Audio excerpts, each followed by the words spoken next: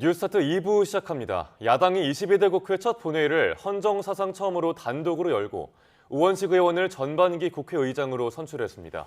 국민의힘은 합의되지 않은 의사 일정이라며 참석을 거부했고 장외 규탄 대회로 맞섰습니다. 강민경 기자입니다. 22대 국회 개원 7일 만에 의장단 선출을 위해 열린 첫 본회의. 야당 의원들이 바쁘게 인사를 나누는 가운데 여당 쪽 자리는 텅 비어 있습니다. 국민의힘이 합의되지 않은 본회의라고 반발하며 회의장에 들어오지 않은 겁니다. 단적으로 개의한 첫 본회의의 의사봉은 관례에 따라 최다선의 연장자인 민주당 추미애 의원이 잡았습니다. 이 자리에 함께하고 계신 모든 의원님들께 제22대 국회 첫 등원을 진심으로 축하드립니다. 야당은 우원식 의원과 이하경 의원을 각각 국회의장과 야당목 국회 부의장으로 선출했습니다.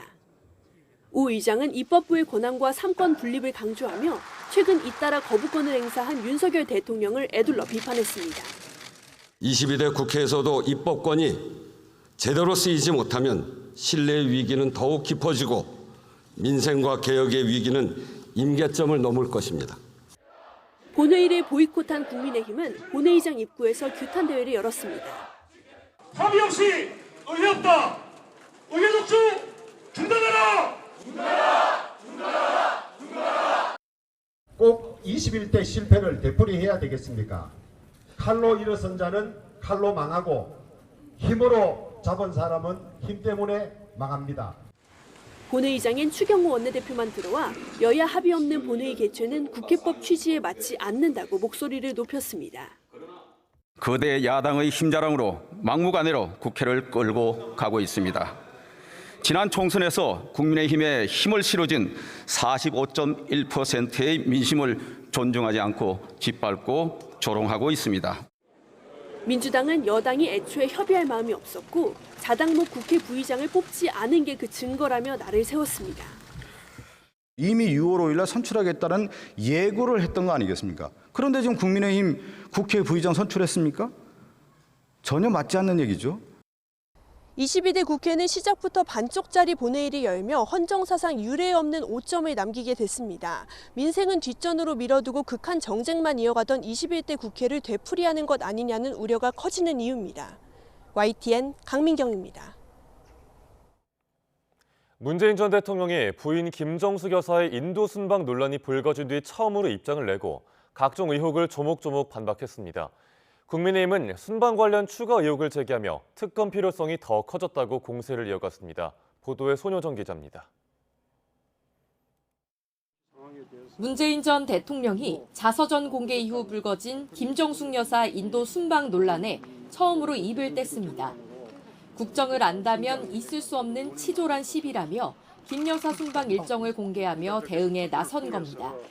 먼저 대통령 부부의 해외 순방 경비는 청와대가 아니라 소관부처가 예산을 편성하고 집행한다며 당시 이를 담당한 건 문화체육관광부였다고 설명했습니다. 초호와 기내식 논란도 원천적으로 불가능한 일이라고 선을 그었습니다.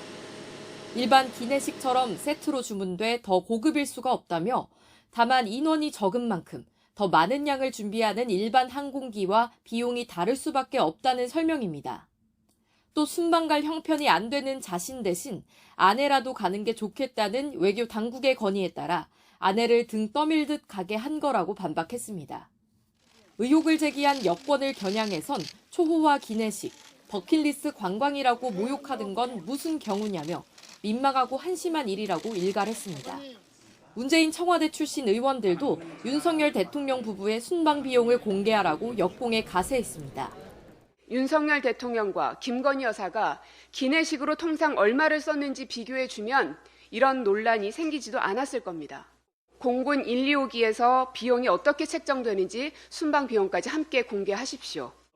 하지만 여권은 추가 의혹을 제기하며 공세 고삐를 조였습니다.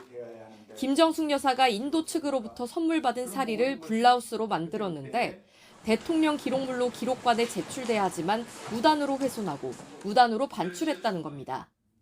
민주당이 김건희 여사 특검 등 온갖 특검을 우기고 있는데 현재 민주당이 남발하고 있는 특검 기준대로라면 오히려 김정숙 특검부터 먼저 추진해야 하는 것이 김정숙 여사 특검을 발의한 국민의힘 윤상현 의원도 근거 없는 공세가 아니라 자료를 토대로 한 문제 제기라며 특검 필요성을 역설했습니다. 여당 지도부는 특검은 개별 의원 발의 법안이라며 당 차원의 추진 가능성을 일축하고 있지만 김정숙 여사 의혹을 고리로 민주당과 문재인 전 대통령을 향한 여권의 공세는 더 거세질 것으로 보입니다. YTN 손효정입니다. 동해 심해 가스전 매장량 등을 분석한 미국 액트지오사의 비토르 아브레우 고문은 한국 국민들의 의문에 명확히 답변하기 위해 입국했다고 밝혔습니다. 특히 이번 가스전의 경제적 가치가 매우 높다면서 최대 140억 배럴의 석유와 가스가 매장됐을 가능성에 대해서도 유망하다고 답했습니다. 직접 들어보시죠. And then raise a lot of questions in the Korean for the Korean people and the Korean community.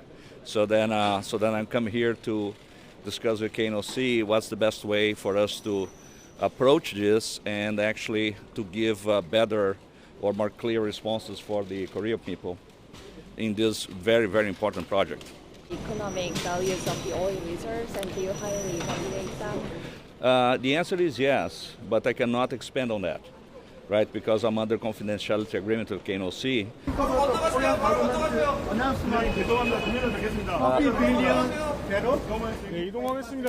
Yeah, it's possible. It's very prospective. Yep. 북한이 최근 금강산을 잇는 동해선 철로를 철거하는 정황이 포착됐습니다.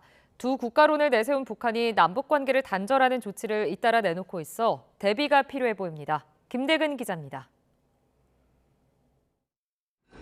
지난 2007년 5월 군사분계선을 통과해 열차가 달립니다.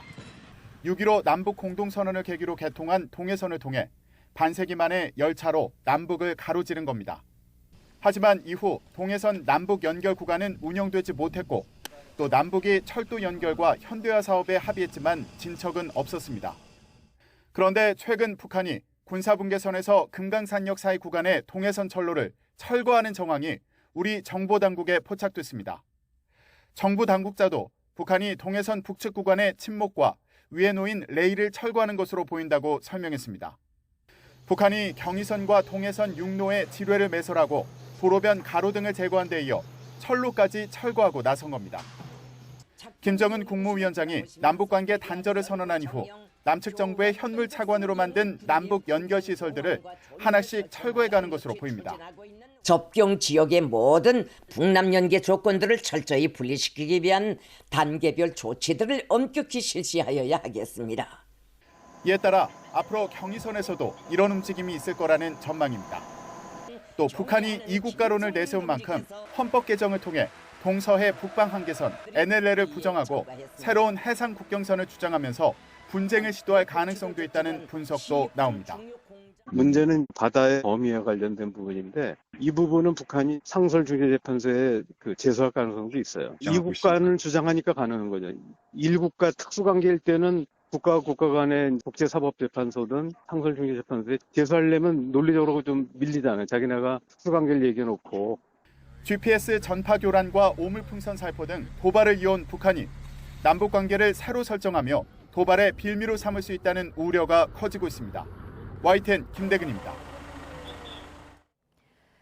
죽음의 백조라고 불리는 미군 B-1B 전략폭격기가 한반도로 전개해 한미 공군 전투기와 연합훈련을 하면서 국내 사격장에 합동 직격탄 투하 훈련을 했다고 국방부가 밝혔습니다. 미군의 B-1B 전략폭격기가 한반도에서 정밀 타격 무기인 합동 직격탄 제2단 투하 훈련을 한 것은 2017년 이후 7년 만입니다. 미국의 전략폭격기가 7년 만에 한반도에서 사격 훈련을 한 것은 군사 정찰위성 발사 등 최근 북한의 도발에 대응하고 핵 능력을 고도화하려는 북한에 대한 경고로 해석됩니다. 9.19 군사합의의 효력 정지로 그동안 멈췄던 서북도서와 군사분계선 일대에서의 포병 사격 훈련이 이달 중으로 재개됩니다. 군 관계자는 서북도서에 배치된 해병대는 K9 자주포 사격 훈련을, 육군은 포병 사격 훈련을 계획 중이라며 이같이 전했습니다. 해병대는 지난 2018년 9.19 군사합의 이후 서해 북방 한계선 일대가 적대 행위 금지 구역으로 설정돼 포사격 훈련이 금지되면서 K9 사격 훈련을 강원도와 포항 등 육지로 옮겨서 실시해 왔습니다. 육군도 군사 분계선 5km 이내 포사격 훈련을 이달 중 재개하기 위해 훈련 계획을 준비하고 있는 것으로 알려졌습니다. 미국 국방부는 한국 정부가 9.19 남북 군사합의 효력을 정지하고 군사 분계선 일대에서 훈련을 재개하기로 한 것과 관련해 북한의 최근 행동을 계속 주시하고 있다고 밝혔습니다. 사브리나 신 국방부 부대변인은 브리핑에서 한국, 일본 등 영내 파트너들과 계속 협의하고 있고 앞으로도 그럴 것이라며 이같이 말했습니다. 신 부대변인은 한국 정부의 9.19 군사합의 효력 정지 결정에 동의하는지 묻는 질문에는 거기엔 덧붙일 말은 없다고 밝혔습니다. 우리나라 예비군 제도를 개선하고 훈련을 강화해야 할 필요가 있다는 분석이 제기됐습니다. 현재 미국의 전력으로는 2개 지역을 동시에 방어할 수는 없는데 이를 대비하기 위해 예비군 전력을 크게 확충해야 한다는 지적입니다. 권영희 기자가 보도합니다. 한국과 타이완은 미국 인도태평양 전략의 핵심 지역입니다. 남쪽으로 세력을 확장하려는 중국과 러시아를 억제하는 마지노선 역할을 합니다. 그러나 최근 두 나라를 둘러싼 국제 정세가 간단치 않습니다. North Korea, Russia, and violent extremist groups still threaten security in the region. Our world faces a complex problem set in the troubling actions of the People's Republic of China and its rapid buildup of forces. 그런데 현재 미국이 유사시 우리나라와 타이완을 동시에 지켜낼 만한 군사적 능력이 부족하다는 진단이 나왔습니다. 미국 랜드 연구소 브루스 베넷 선임연구원이 외교안보 전문지 내셔널 인터레스트 기고에서 이렇게 주장했습니다. 이에 따라 먼저 미국이 핵과 재래식 전력에 대한 투자를 크게 늘려야 한다고 조언합니다. 우리나라에 대해선 예비군 제도를 빨리 개선해야 한다고 강조했습니다. 한국군은 많은 예비군을 보유하고 있지만 훈련이 크게 부족해 군사작전에 필요한 결속력을 키우기에 턱없이 모자란 수준이라고 지적했습니다. 미국처럼 대학 학자금을 지원받는 대신 제대 후 훈련을 강화하는 형태의 예비군 제도를 도입해야 한다고 제안합니다. 공군 전력이 몇몇 비행장에 집중적으로 배치된 것도 개선해야 할 점으로 꼽혔습니다. 북한의 손쉬운 표적이 될 것이란 분석입니다. 이 때문에 공군 전력을 여러 비행장으로 분산해야 하는데 여기 필요한 인력도 예비군으로 배치할 수 있다고 강조했습니다.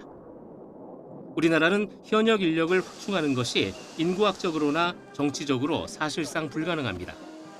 이런 상황에서 예비군 제도 정비가 시급하다는 저명 군사 전문가의 지적이 얼마나 설득력을 얻으며 실제로 이어질지 주목됩니다. 국방부는 예비군 280만여 명을 대상으로 실전성을 크게 강화한 훈련을 지난 3월부터 실시하고 있다고 밝혔습니다. YTN 권영입니다.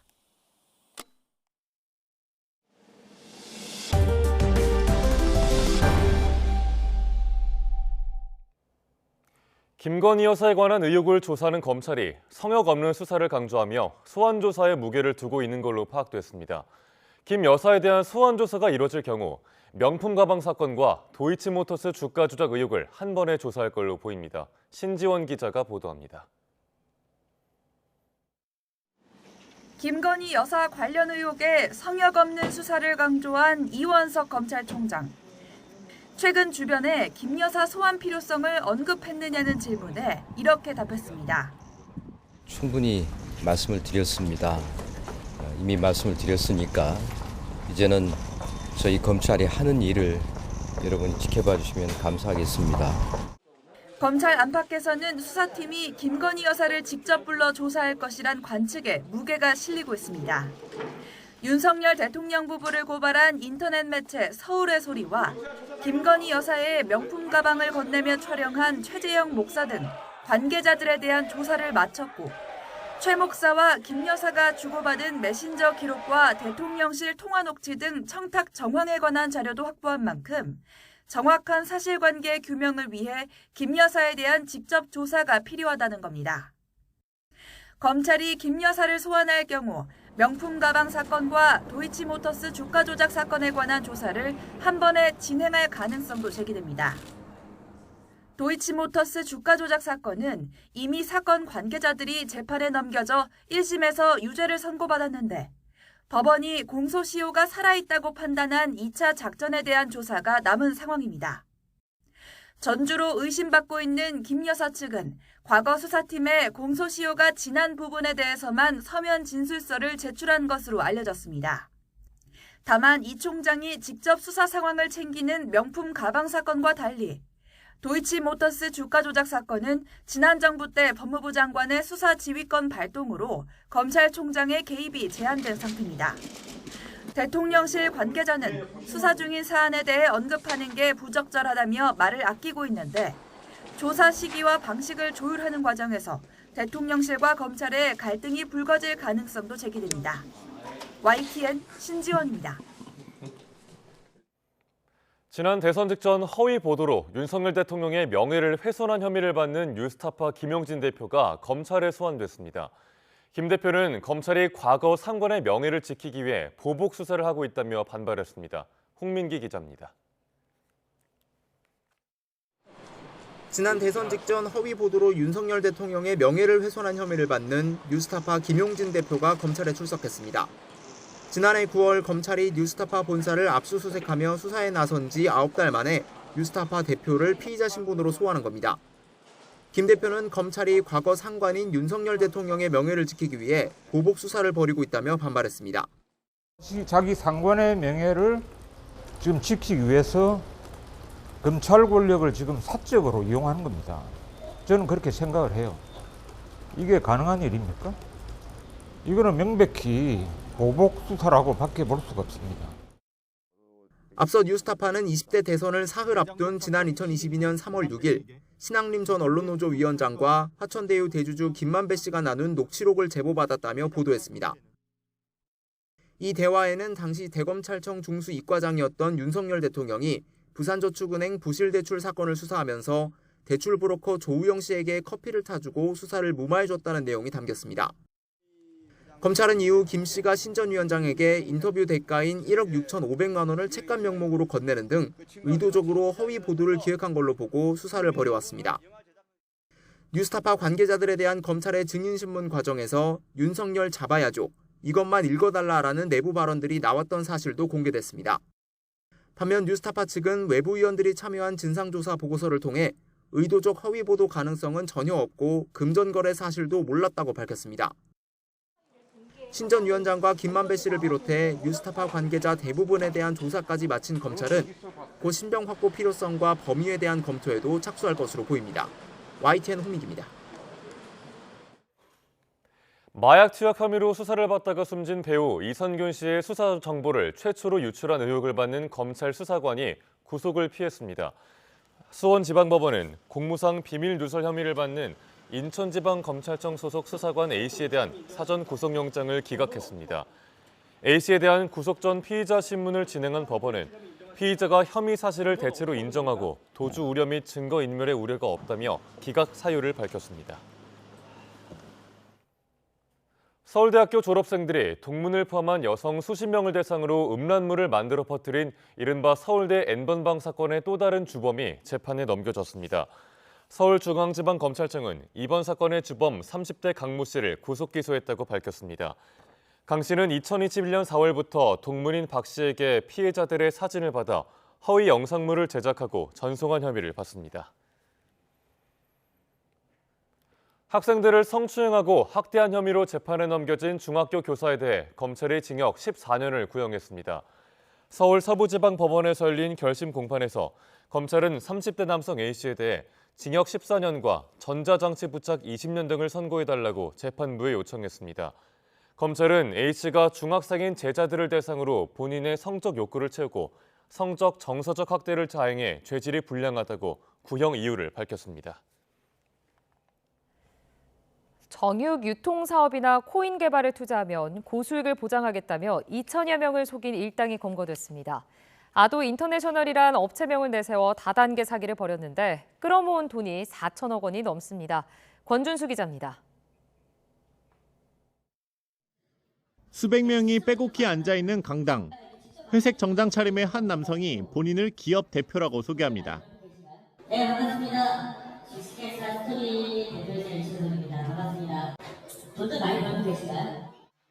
믿을 만한 사업을 소개하는 것 같지만 불법 유사 수신 업체 다단계 사기 조직인 아도 인터내셔널이 전국 각지를 돌며 열었던 투자 설명회 모습입니다. 이들은 정육 유통과 리조트 사업, 그리고 개발한 코인 등에 투자하라고 설득했습니다. 원금 보장과 함께 복리로 고이율을 보장한다며 투자자들을 꼬드겼습니다. 대표 A씨뿐만 아니라 계열사 운영자들과 투자 모집체까지 120명이 조직적인 사기에 가담했습니다. 이들은 한강 유람선에 투자자들을 태워 호화 파티를 열기도 하는 등 마치 사업이 잘 돼가는 것처럼 뽐내기도 했습니다. 그렇게 끌어모은 자금은 무려 4,400억 원대였는데 모든 투자는 허울뿐이었습니다.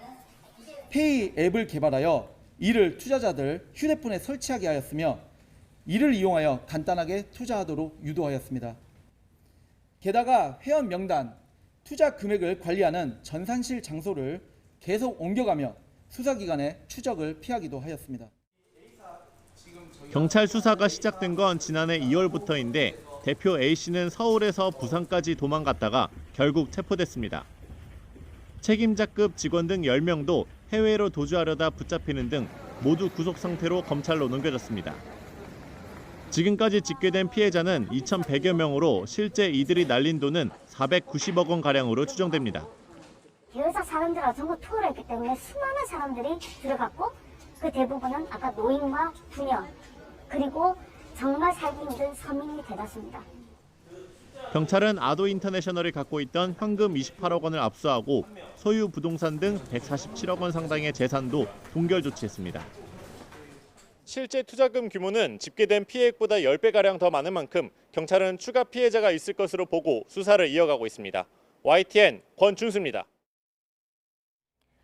가짜 양주를 먹여서 정신을 잃게 한 뒤 손님들에게 바가지를 씌운 유흥주점 일당이 경찰에 붙잡혔습니다.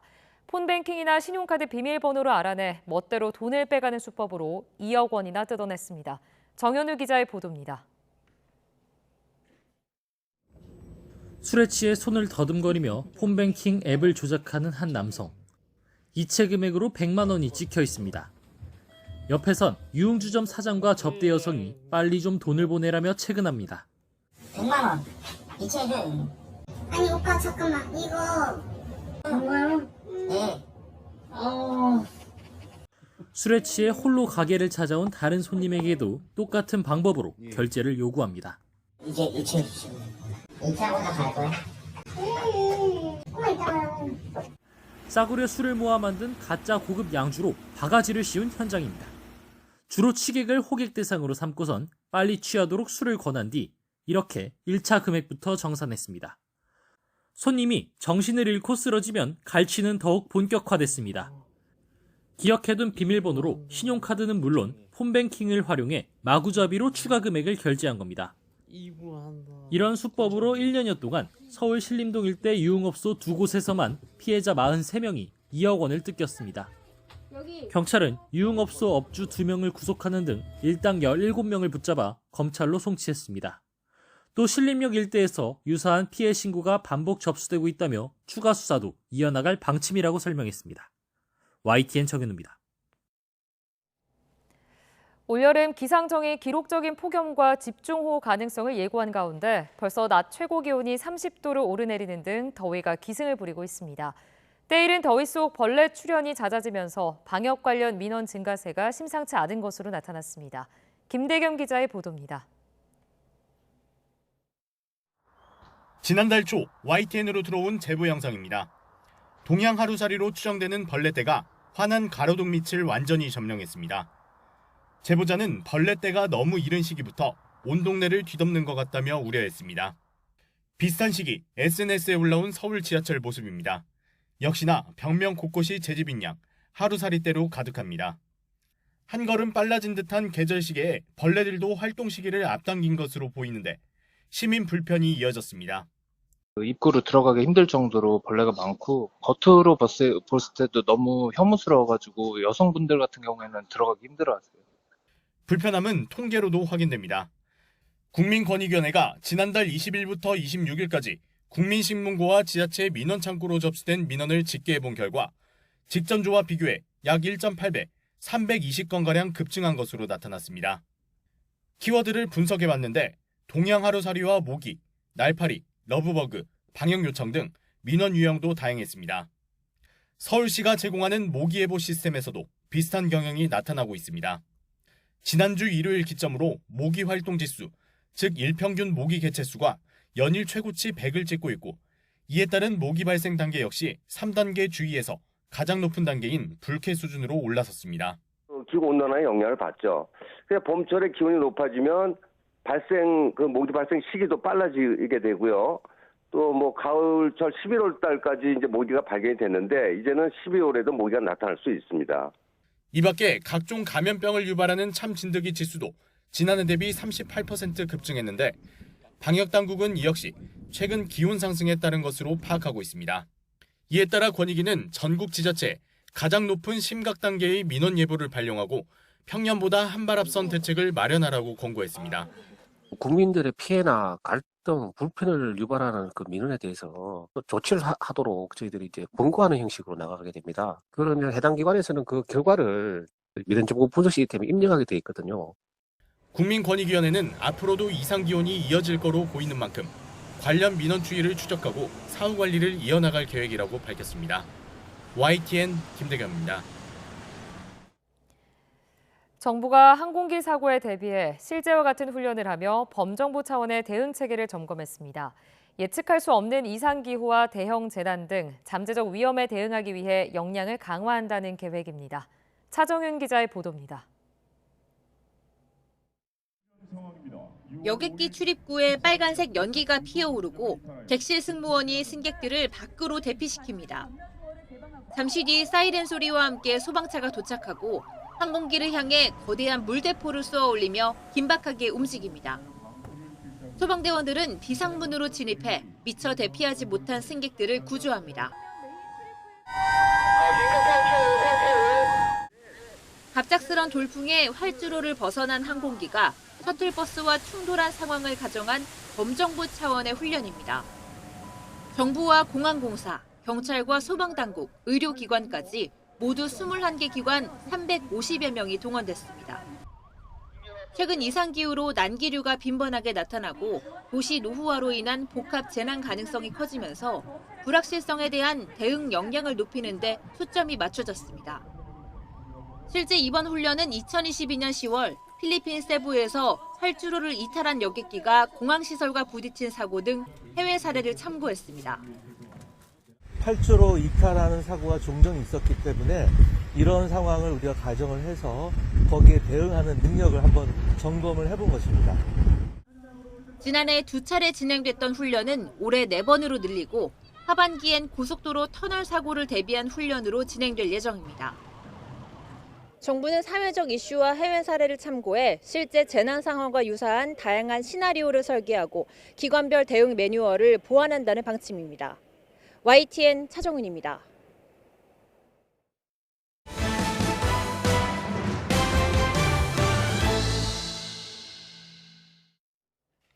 우리나라의 1인당 국민 총소득 GNI가 처음으로 일본을 제친 걸로 집계됐습니다. 한국은행은 국민계정통계 기준년을 2015년에서 2020년으로 개편한 결과 1인당 GNI가 33,745달러에서 36,194달러로 상향 조정됐다고 밝혔습니다. 미국과 독일, 영국, 프랑스, 이탈리아보단 낮고 일본과 대만보단 높은 수치로 우리나라 1인당 GNI가 일본보다 높은 건 처음입니다. 이는 한국은행의 국민계정 기준년 개편으로 우리나라의 국민소득이 크게 는 반면 일본은 초엔저 현상에 달러화로 표시된 1인당 GNI가 줄어든 영향으로 분석됩니다. 신세계와 CJ그룹이 유통망 등을 공유하는 업무 협약을 맺었습니다. 신세계가 배송 부문을 CJ 대한통운에 맡기고 양사의 멤버십 혜택도 공유하기로 했는데 업계에선 쿠팡을 견제하려는 움직임으로 해석되고 있습니다. 오동건 기자가 보도합니다. 유통업계의 두 공룡기업이 손을 맞잡았습니다. 대한통운의 CJ와 쓱닷컴, G마켓의 신세계가 업무 협약을 맺고 전방의 협력 체계를 구축했습니다. CJ는 신세계라는 동반자와 함께 할 수 있어서 마음이 굉장히 든든합니다. 물류에서는 대한민국 최고의 강자인 CJ 어깨를 좀 빌리고 싶다라고 제가 말씀을 드려서. 가장 눈에 띄는 협력은 물류 배송 부문입니다. G마켓과 쓱닷컴의 물량이 CJ 대한통운의 배송망을 사용하게 되는 것인데 빠르면 당장 다음 달부터 CJ의 이길 배송 오넷 서비스가 G마켓에 도입됩니다. 다음날 배송이 가능한 주문 마감 시간이 오후 8시에서 자정으로 바뀝니다. 쓱닷컴 역시 자체 쓱배송과 새벽배송, 물류센터 운영의 상당 부분을 대한통운이 맡는 방안을 논의 중이며 장기적으로 물류 분야를 대한통운에 이관하는 계획까지 세우고 있습니다. 양사는 또 물류 배송을 넘어 미디어 콘텐츠 분야 협력을 모색하고 멤버십 혜택까지 공유하기로 했습니다. 온라인에 강점이 있는 신세계 유니버스 클럽과 오프라인에 강점이 있는 CJ 원포인트 멤버십 혜택이 공유되면 최근 멤버십 가격을 7,890원으로 올린 쿠팡을 겨냥하는 효과도 있을 것으로 분석됩니다. 현재 대한민국은 전 세계에서 온라인 쇼핑이 가장 치열한 각축전이 벌이고 있습니다.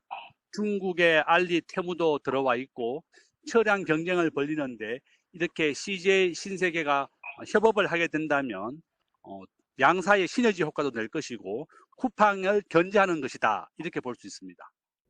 알리테무 등 중국 이커머스의 공세 속에 쿠팡 견제를 위해 국내 공룡업체의 대규모 합종 연행까지 이뤄지며 유통업계 지각 변동이 예고되고 있습니다. YTN 오동건입니다. 당도가 아주 높다고 해서 이름 붙여진 초당 옥수수는 대표적인 여름 간식인데요. 전국 최대 산지인 제주에서 본격적인 수확에 들어갔습니다. 그 수확 현장에 고재형 기자가 다녀왔습니다.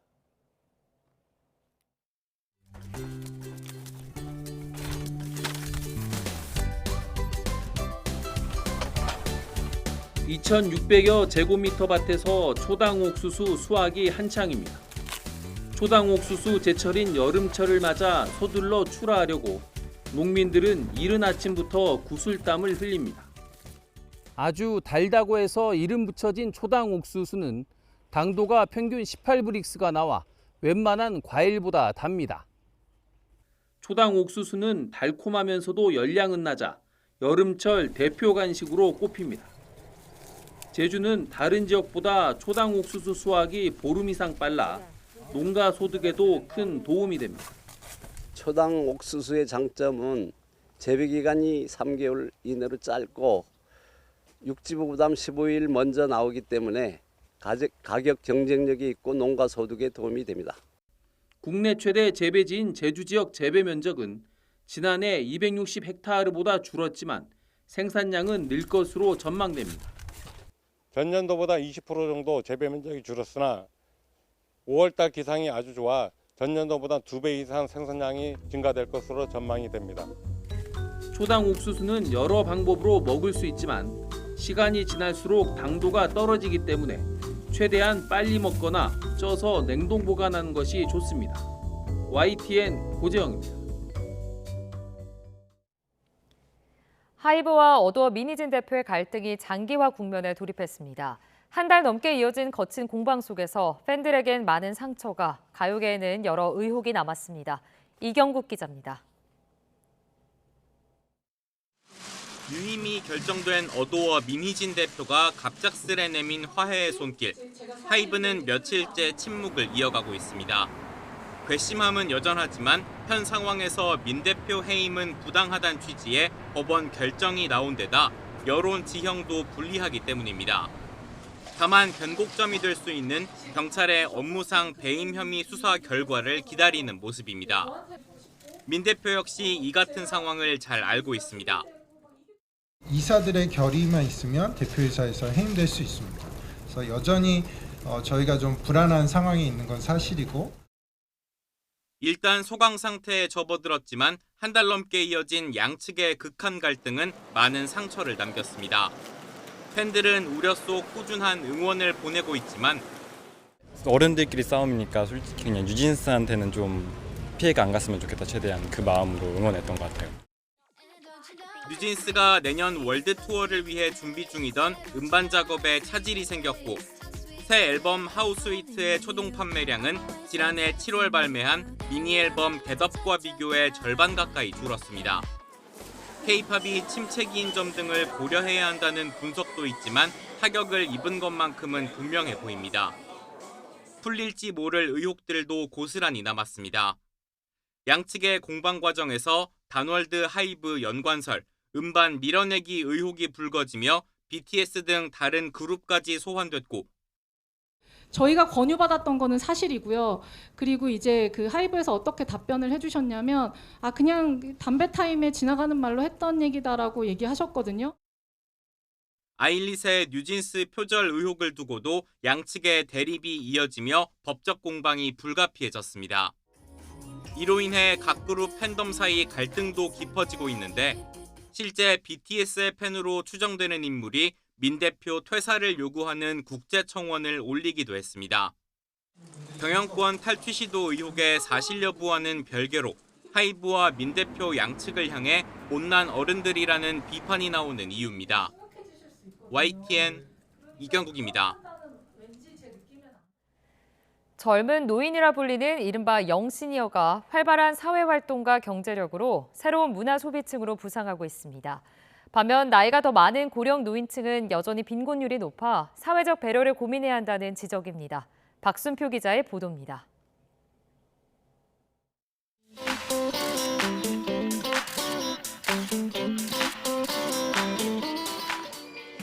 지난해부터 아마추어 모델 활동을 하고 있는 정영화 씨. 전문 모델 못지않은 노련한 자세로 카메라를 응시합니다. 남편과 자식 뒷바라지에 평생을 보냈지만 새로운 일로 활력을 찾았습니다. 많은 분들을 만나서 또 이렇게 배울 점도 많고 또 이렇게 자신을 꾸미게도 되잖아요. 집에 있을 때랑 다르게 그런 것도 좋고 무엇보다 젊어지는 기분이 좋았어요. 전문 모델로 나선 분들도 있습니다. 한국의 멋과 활력을 담아 한복과 드레스, 전통무용 등 다양한 주제로 홍보 영상 촬영이 한창입니다. 영상은 해외 필름 마켓이나 한윤회로 보내져 우리나라 홍보에 사용됩니다. 하고 싶다는 그 의욕이 굉장히 지금 있거든요. 시니어들의 의욕이. 그래서 오히려 어떻게 보면 젊은이들보다 그 자기가 그 정말 하고 싶었던 일을 한다는 느낌에 더 열정적이고 더 호응도 좋고. 이런 변화를 가장 빨리 알아차린 곳은 기업입니다. 시니어 모델을 기용해 매출을 올린 패션 기업은 물론이고 젊은 노인층이 쉽게 은행을 찾을 수 있도록 문턱을 확 낮추고 맞춤형 금융상품까지 내놓고 있습니다. 불황에도 60대의 신차 구매는 오히려 20% 가까이 늘었습니다. 실제 60대 젊은 노인층들은 우리 경제의 발전 시기와 맞물려 이전 세대보다 5배 이상 더 벌었을 만큼 상당한 구매력을 갖추고 있습니다. 60대 초반에 해당하는 그 젊은 노인들 같은 경우에는 우리나라 경제가 성장함에 따라 이제 그들의 수입도 높아졌고 경제력과 이런 부분들을 갖춤으로 인해서 구매력도 갖추고 있는 그런 새로운 노인 집단으로 우리가 볼 수 있을 것 같습니다. 그러나 모든 노인층이 경제적 여유가 있는 것은 아닙니다. 65세 이상 전체 노인층으로 확대하면 자식에게 모든 투자를 했지만 사회복지 제도까지 받쳐주지 않아 노인 빈곤율은 여전히 OECD 국가 가운데 가장 높습니다. 특히 75세 이상의 빈곤율은 더 심각합니다.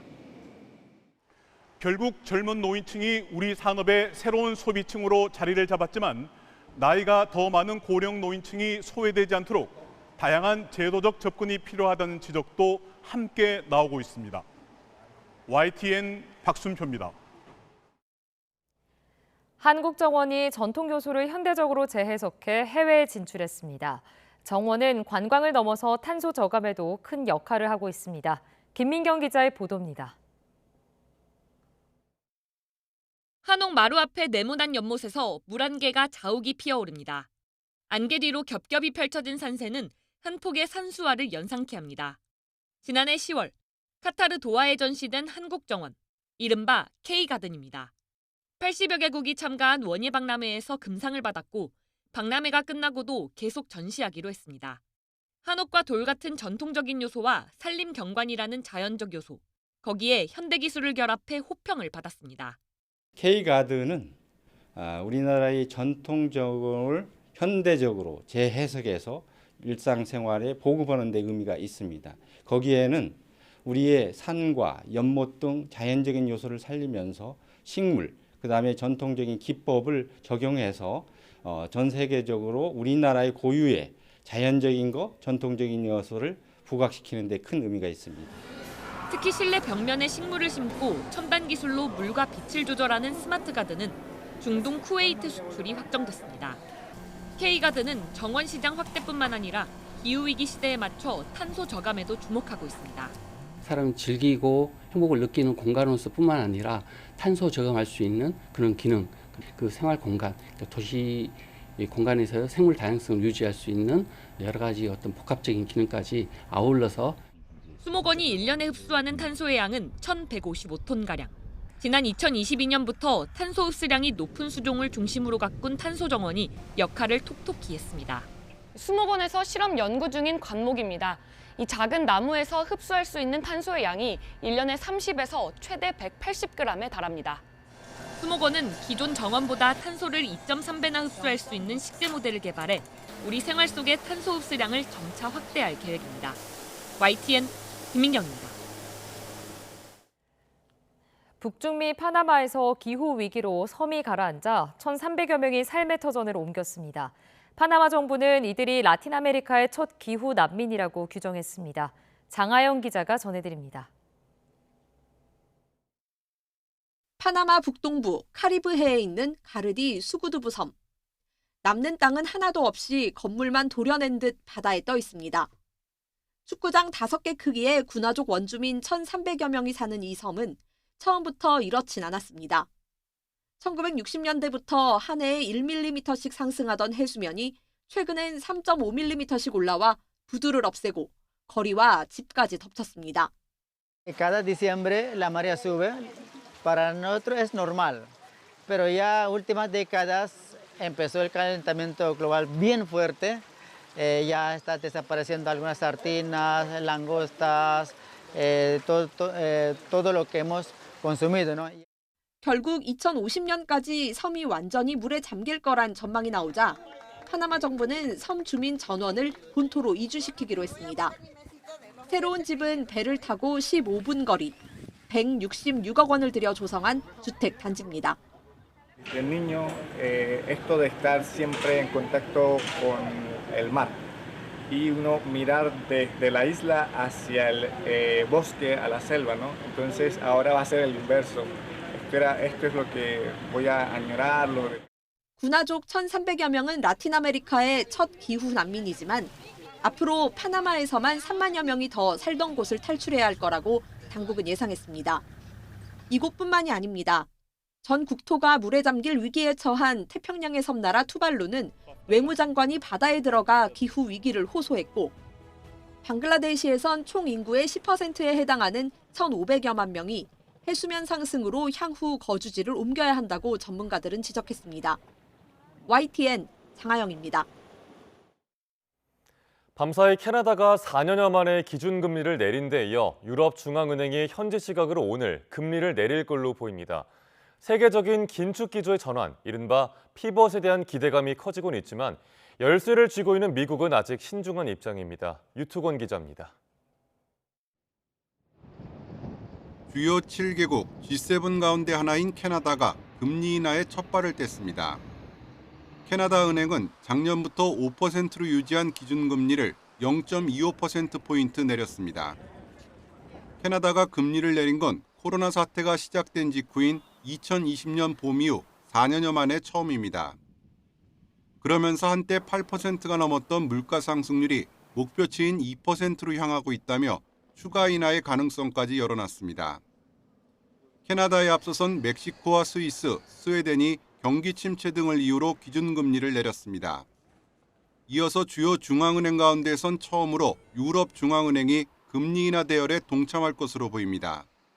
2016년부터 제로금리를 유지하다 2022년에야 금리 인상에 나선 걸 고려하면 무려 8년 만에 금리를 내리는 겁니다. Die EZB, die wird die Zinsen voraussichtlich senken um 0,25%. Und das ist für viele, sage ich mal, die Hoffnung eines ersten Schrittes und dass weitere Schritte folgen. Allerdings ist das im Moment. 하지만 이후 행보를 놓고선 의견이 엇갈리고 있습니다. 올해 9월과 12월에 추가로 금리를 인하할 수 있다는 분석도 나오지만 회의적인 시각도 만만치 않습니다. I think the ECB wants to cut, but the economic reality is different, and therefore there will only be very limited room for maneuver for the ECB this year. 결국 본격적인 방향 전환, 피벗의 열쇠는 미국 연준이 쥐고 있습니다. 하지만 미국의 금리 인하 시점과 횟수는 여전히 엇갈리는 경제 지표 속에 아직 안개에 쌓여 있습니다. YTN 유통환입니다. 인공지능 칩의 선두주자 엔비디아가 역대 세 번째로 시가총액 3조 달러에 진입하면서 S&P 500과 나스닥 지수도 사상 최고치를 기록했습니다. 미국 뉴욕 증시에서 S&P 500 지수는 1.18% 오른 5,354.03에 나스닥 지수는 1.96% 오른 17,187.9에 거래를 마쳤습니다. S&P 500 지수는 10거래일 만에, 나스닥 지수는 6거래일 만에 다시 최고치를 경신했습니다. 엔비디아는 5.16% 급등하면서 마이크로소프트와 애플에 이어 시가총액 3조 달러를 넘어섰습니다. 엔비디아의 시가총액은 지난 2월 2조 달러를 넘어선 데 이어 불과 4개월 만에 3조 달러를 돌파했습니다. 유럽연합 EU가 이스라엘의 가자지구 상황과 인권 문제 등을 논의하기 위한 임시협의체 소집을 제안한 걸로 나타났습니다. 호세프 보렐 EU 외교안보 고위 대표는 SNS를 통해 지난주 EU 외교장관회의 합의에 따라 카츠 이스라엘 외무장관을 임시 EU 이스라엘 협정 이사회에 초청했다고 밝혔습니다. 이런 움직임은 지난주 열린 EU 27개국 외교장관회의 합의에 따른 후속 조치입니다. 프랑스 정부가 우크라이나에 대출과 기부금 형태로 6억 5천만 유로, 우리 돈으로 9,600억 원을 지원할 것이라고 밝혔습니다. 엘리제궁은 에마누엘 마크롱 대통령과 볼로디미르 젤렌스키 우크라이나 대통령이 오는 7일 이런 내용의 협정에 서명할 예정이라고 밝혔습니다.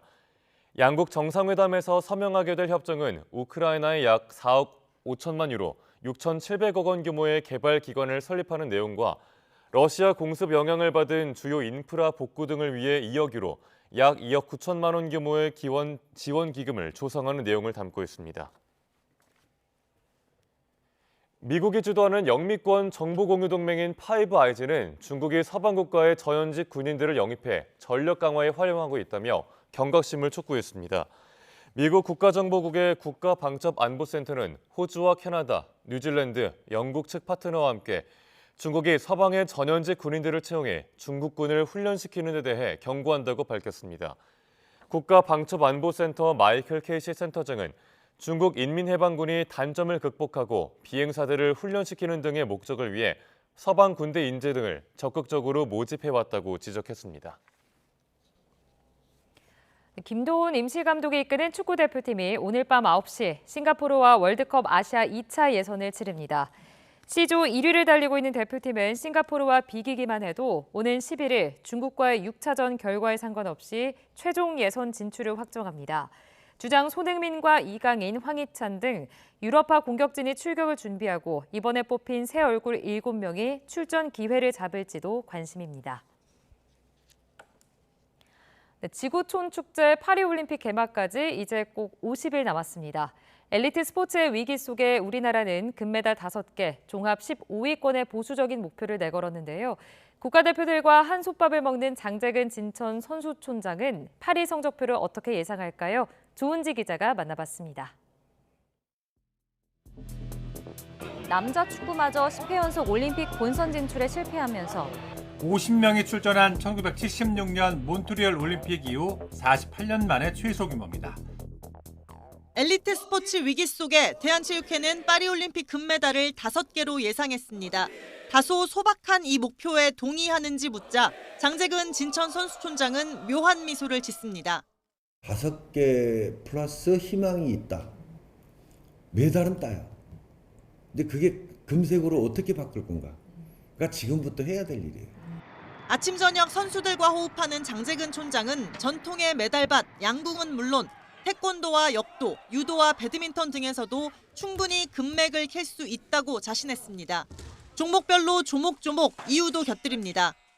사격이었어요. 정말 서너 명 있어요. 근데 그날 진짜 컨디션인데 체조는 딱 한 가지예요. 착지점에서 딱 꽂으면 돼요. 메달은 따는데 지금 은이냐 동이냐 이 싸움을 하는 거지. 선수단 땀방울을 곁에서 봤기 때문이지만 특히 믿는 구석은 퐁텐블로 사전 캠프입니다. 수영장과 체육관, 실내외 육상장에 사우나까지 갖춘 파리 인근의 프랑스판 국군 체육부대를 우리 선수단이 통째로 빌렸습니다. 올림픽 개막 2주 전에 이곳에 짐을 풀고 시차 적응과 마무리 훈련에 나설 계획입니다. 에어컨이 없는 파리에서 막판 컨디션 조절을 위해 냉조끼와 얼음 방석을 샀고 주먹밥과 곰국, 김치와 과일까지 한식 도시락도 매일 공수하기로 했습니다. 한우 뼈를 갖고 오려고 그랬는데 뼈가 통관이 안 돼요. 아예 고아서 얼려가지고 그걸 화물에다 실어갖고 가서 거기서 이제 녹여가지고. 아시안게임 200m를 2연패한 육상 전설에게 1등의 의미는 뭘까? 장재근 촌장은 국위선양이나 조국 같은 말은 이제 버리고 자신을 위해 또 은퇴 후 삶을 위해 금메달은 꼭 따야 한다고 일장 연설했습니다. 올림픽 즐겨라. 근데 엘리트 선수들은 금메달 따는 게 즐겁겠죠. 그동안 고생했던 거에 대한 보상, 행복이 그 안에 들어있다. 금메달 따면 자기가 앞으로 은퇴하고 나서 인생에서 자신감이 어마어마해요. 세계 1등에서 나쁠 거 없잖아요. 선수단 규모나 객관적 지표에서 결코 만만치 않은 올림픽이 되겠지만 지금이 인생의 화양 연화라는 장재근 촌장은 50일 뒤 파리에서 태극전사들의 대반전을 이끌겠다는 각오입니다. YTN 조은지입니다.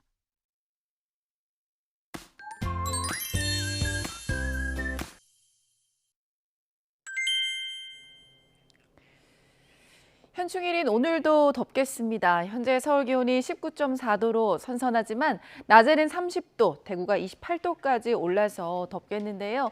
일교차는 10도 이상 크게 벌어진다는 점 염두에 두시길 바랍니다. 기온이 이렇게 크게 오르면서 대기 불안정으로 곳곳에 소나기도 지납니다. 강원도와 충청, 호남 지역 중심인데요. 천둥, 번개를 동반하면서 요란하게 내릴 것으로 보입니다. 오늘도 자외선과 오존이 강하겠고요. 경기 남부는 오전에 일시적으로 공기가 탁할 것으로 예상됩니다. 현재 기온 살펴보겠습니다. 현재 춘천이 16.8도, 안동 15.3도고요. 낮 기온은 서울이 30도, 청주와 대전 29도, 창원 26도로 예상됩니다. 이번 주말과 휴일은 전국적으로 비 예보가 들어 있습니다. 날씨였습니다. 뉴스타트 2부 마칩니다. 잠시 후 3부가 이어집니다. 시청해주신 여러분 고맙습니다.